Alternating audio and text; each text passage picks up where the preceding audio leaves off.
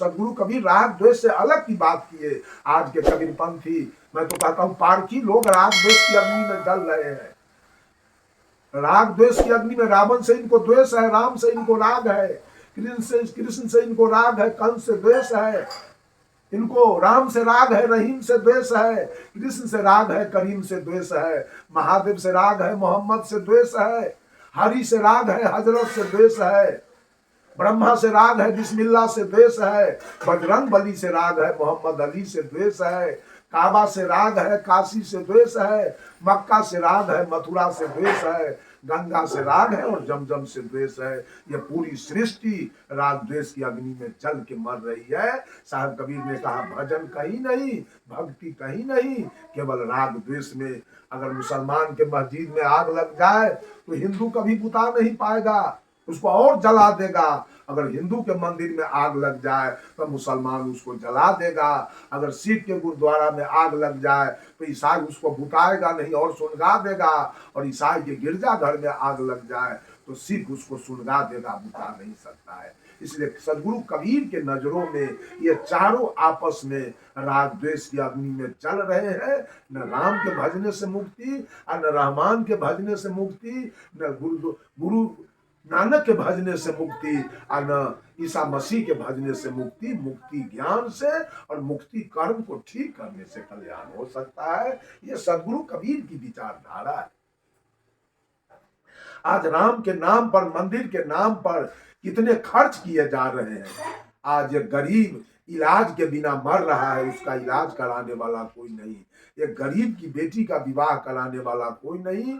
और ये पत्थर पानी पर खर्च करने वाले, आज पूरा भारत का धन अयोध्या में खर्च हो रहा है। वहां पर भोज चल रहा है अयोध्या में, भगवान राम आ रहे हैं, भगवान राम आ रहे हैं। न पता कहाँ गए थे भगवान राम, जहां से 22 तारीख को वापस आ रहे हैं। बंधुओं, सोच समझ की बात है, जरा सोचिए, जरा समझिए। न कहीं गए हैं और न कहीं से आए हैं। अगर राम को आप चाहते हैं तो आत्मा राम जो घट घट में बैठा हुआ है वो हमेशा आप ही तो राम है, आप ही राम है।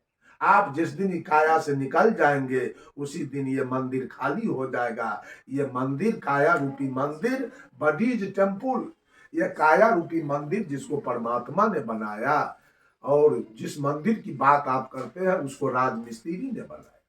आज राजमिस्त्री के बनाए हुए मंदिर का इतना विशेषता हो गया, इतना उस पर खर्च किए जा रहे हैं, इतना उस पर रंगाई पुताई में खर्च किए जा रहे हैं।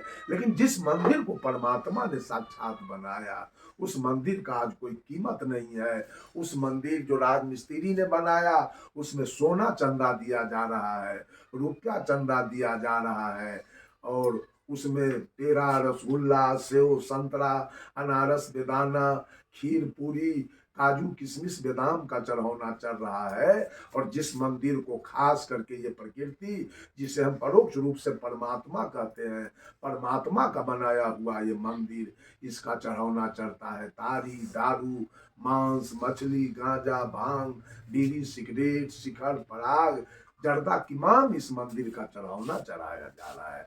न जाने मानव की बुद्धि कहाँ मारी गई, बुद्धि कहाँ चला गया। अपने अपने माँ बाप की सेवा अगर हम सोच विचार करके देखें तो सबसे बड़ा देवता हमारे लिए हमारी माँ है, जिसने मुझे पैदा किया और जिसने मुझे पोस पाल के जवान किया, जिसने मुझे अपना दूध पिलाया। उस माँ की आज सेवा नहीं हो रही है। वो माँ तड़प रही है साड़ी के लिए, वो माँ तड़प रही है भोजन के लिए, वो माँ तड़प रही है सेवा के लिए। आज दुर्गा जी के मंदिर में सेवा चल रहा है, आज काली जी के मंदिर में सेवा चल रहा है।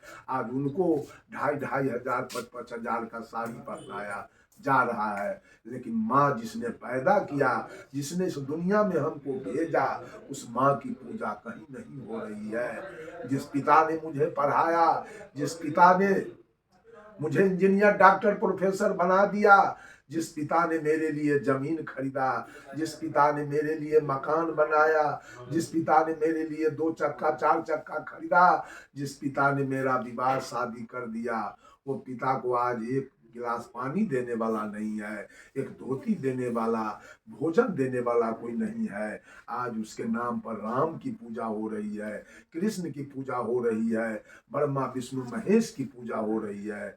बंधुओं, मेरे जीवन में राम का एक पैसा लागत नहीं, कृष्ण का एक पैसा लागत नहीं, ब्रह्मा विष्णु महेश का एक पैसा लागत नहीं। मेरे जीवन में लागत है तो मेरी माँ और मेरे पिता का, जो कुछ भी हुआ वो मेरे माँ और मेरे पिता का लागत है। लेकिन आज मनुष्य का विचारधारा कहाँ चला गया, सब पत्थर पानी के फेरने लगे हैं, लेकिन माँ बाप की सेवा पूजा कोई। और तीसरे देवता हमारे सदगुरु, मैं मांस मछली तारी दारू गांजा भांग पान बीड़ी सिगरेट खा रहा था, मैं चोरी दलाली बेईमानी घुसखोरी हत्या बलात्कार कर रहा था, मैं जहां तहां लात मुक्का खाता था, जहां तहां दारू तारी गांजा पी के गड्ढा में गिरा रहता था, जेल जाता था, मेरे ऊपर पंचायती होती थी, जहां तहां मैं थूक चाटता था, कान धर के उठ बैठ करता था। इन सारे पाप कर्मों से ज्ञान दे करके गुरु जी ने मुझे निकाला। आज उस गुरु की कोई मर्यादा नहीं है। कबीर साहब ने कहा, सात दीप नौ खंड में गुरु से बड़ा न कोई, करता करे जो कर न सके गुरु करे से होई। गुरु है बड़े गोविंद से मन में देखो विचार, हरि सिरजे तो बार बार गुरु सिरजे तो पार। बंधुओं, अगर वास्तव में देखा जाए तो हमारे तीन ही देवता हैं। पहला देवता मेरी माँ है, दूसरे देवता मेरे पिता हैं, तीसरे देवता मेरे गुरु हैं। और गुरु को अगर सबसे बड़ा देवता अगर माना जाए तो मेरे गुरु है। माता पिता ने तो पैदा सही किया, धन दौलत सब दिया, पढ़ा लिखा दिया, लेकिन मानवता का ज्ञान, कल्याण का ज्ञान तो गुरु ने सिखाया। इसलिए हमारे देवता है गुरु, हमारे देवता है मेरी माँ, हमारे देवता है मेरे पिता। इन तीनों का सेवा पूजा किया जाए या इनका नाम का जाप किया जाए तो मान लिया जाए थोड़े देर के लिए कल्याण भी हमारा हो सकता है। लेकिन राम कृष्ण का तो मेरे जीवन में एक पैसा लागत कहीं से है नहीं, कुछ नहीं है जिसके लिए हम मर रहे हैं, झंडा भाज रहे हैं, लड़ाई लगा रहे हैं, झंझट कर रहे हैं। एक बार जब मैं मधेपुरा में था जिला में, तो एक आदमी मुझसे कहा कि साहब जी, अभी रामनवमी का आज दिन है, जुलूस आ रहा है भगवान राम का। एक व्यक्ति जो ऊंची जाति के थे, उन्होंने एक मुसलमान से कहा कि तुम इस जुलूस पर एक पत्थर फेंक दो, मैं तुमको 10,000 रुपया दूंगा और झंझट बच जाएगा, मेरा काम तमाम हो जाएगा, बीजेपी के लिए वोट यहाँ बन जाएगा। बंधुओं, ऐसे ऐसे काम अगर पार्टी बेसिस पर भगवान राम को लिया जा रहा है तो भगवान राम का दुर्गति कोई रोक नहीं सकता है। आज देख लिया जाए हिंदू धर्म का क्या दुर्गति होने जा रही है। इस्लाम धर्म की दुर्गति नहीं है, सिख धर्म की दुर्गति नहीं है, ईसाई धर्म, लेकिन हिंदू धर्म में बहुत सारे हिंदू हमारे ईसाई धर्म स्वीकार करते चले जा रहे हैं। बहुत सारे हिंदू भाई हमारे, वो भाई हमारे हिंदू मैं कहना नहीं चाहता, इसलिए हिंदू कोई है नहीं, बहुत सारे हमारे भाई बौद्ध धर्म स्वीकार करते चले जा रहे हैं। और सही में देखा जाए तो बौद्ध धर्म सबसे ऊंचा धर्म है।